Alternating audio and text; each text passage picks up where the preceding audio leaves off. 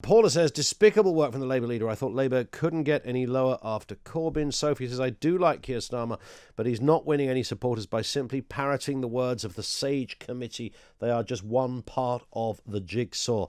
Interesting comment from you, 0344 499 1000. Now, to take it to another level, a four-week circuit breaker lockdown will come into force in Northern Ireland on Friday in an attempt to stall the rise in coronavirus infections. First Minister Arlene Foster confirmed the move and said the half-term holiday would be extended and now lasts from the 19th to the 30th of October. Closure of the hospitality sector, apart from deliveries and takeaway for food. Retail will stay open.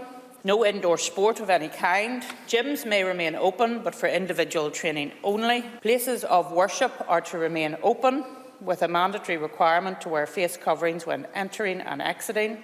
Wedding ceremonies and civil partnerships to be limited to 25 people, with no receptions. Let's speak with Councillor Brian Tierney, who's from the SDLP, Mayor of Derry and Strabane. Councillor, good afternoon to you, sir. Nice to have you with us. Do you support the four-week circuit breaker? Well, good afternoon, and thank you for having me on your programme. Do I support the four-week circuit breaker? Where I am at the moment in Derry and Strabane is we are currently the highest across the UK and Ireland in terms of people per 100,000 of population in terms of people who have contracted the coronavirus. Whilst no one wants to be going to a four-week circuit breaker, we have been working very, very hard over this last number of weeks to try and reduce the spread of this virus, and it has almost become impossible. A four-week circuit breaker is now, I believe, the only other option we have in the toolbox, and we have to use it. What are those numbers, Brian? But you said the highest of 100,000. What sort of number are you talking about here? As of yesterday, we were 937 per 100,000 of population. So almost in every 100 people that you see in the Derry and Strabane area, one of them has COVID-19. Or they've tested positive. That doesn't mean to say they're suffering from coronavirus. Yes, right? Of course, yes. If tested positive, yes. Yeah. And that's a very worrying statistic to be but is it? I mean, I appreciate neither of us are epidemiologists, or you might be, Brian. I've no idea. But no, I'm not. But in terms of the fact that some people have got it or tested positive, which means, as I understand it, they could have had it 28 days ago and are actually fine now, but it's in their system. I mean, that in itself isn't necessarily the damning headline, right? No, it's not. The damning headline is that it's in this community and it's spreading rapidly, and that we need to do all that we can to But in terms of hospitalisations and deaths, what's the story there? In terms of hospitalisations and deaths from March right up to now, we have been really, really good. That number of 934 3 weeks ago was 12. So that shows you how quick this virus can actually spread. Hospitalisations, we're looking at about 30 people within our local hospital currently suffering with COVID-19. I think it's a small percentage of them that are taking up ICU beds, and most of them are maybe 1 or 2 nights in hospital and then hopefully home to recover. You know, if we don't get this under control very, very soon, our hospital, I've no doubt, will be overrun. And that's a genuine fear that I have. I mean, $64,000 question, Brian, and I know you can only speculate. There is no definitive answer. But, you know, we get to the end of the 4 weeks. Obviously, your economy there and surrounding areas are going to be hit by this, whichever way you slice it. Whatever Arlene Foster says about being considerate to some areas and gyms and the like, it's still going to take a good kicking in 4 weeks. What happens then if you get to a situation where everything's tickety-boo for a couple of weeks and then the numbers creep back up again? Well, you're right. Our economy is going to take a huge blow. You or your listeners may not be aware of this, but over this time, Derry is the home of Halloween. We have a huge influx of people in a normal year, and the our city and district to celebrate Halloween and join in a week long of festivities.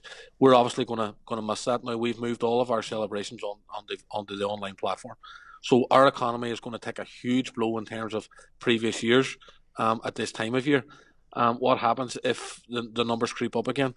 I believe that over a 3 to 4 week period, the people across Derry and Strabane, some people, now not them all, but some people across Derry and Strabane became complacent in terms of the restrictions and the guidance that's been put out there. We've got to keep on top of that messaging, and we've been doing that over this last number of weeks. We've got to keep on top of the mission. We've got to keep it at the front of people's minds. People, and one of our local GPs has been on local media saying this over a long period of time. We've got to get our people now to imagine that every person that they're coming into contact with or socially interacting with has potentially got coronavirus, and they've got to maintain that it's not just for the sick and the vulnerable. Everybody has now got to treat everybody as if they've got it, and that's one of the ways that we'll be able to tackle these numbers, and we've got to keep that going now, because our economy can't survive this. We need government intervention and we need government support to see our businesses through this, to make sure that people have got jobs when we get out of the other end of this virus. So we need government intervention, but we need people to have the restrictions and the guidance at the forefront of their mind in every activity that they're carrying out throughout the day. Brian, thank you for your time, sir. Great to have you on. Councillor Brian Tierney from the SDLP, Mayor of Derry and Strabane. And as he said, their particular area is the worst hit in Northern Ireland, the worst hit across the entire country if you widen out to Great Britain, include Great Britain in there as well. 900 and odd cases per 100,000. That in itself, and this is really important, I don't wish to diminish anything here, and I'm going to give you another question that I'd love to get the answer to. I'd love to get your opinion on. Cases itself, because I did loosely have to pick him up there a little bit. That doesn't mean to say you've got, in every 100,000 people, 970 have coronavirus. They've tested positive. Some might have it at that moment. Some might have had it in the last month. And in all probability, 99.9% of those people are not going to die. The figure is probably even higher than that, curiously. But what about the hospitalisation component? He said did he say 30 people in the local hospital? A percentage of which are in ICU. If it went any higher, that scuppers the hospital, basically. Now, it's on that point. Is it on that point that people will come out, unlikely supporters, and say Keir Starmer has a point here?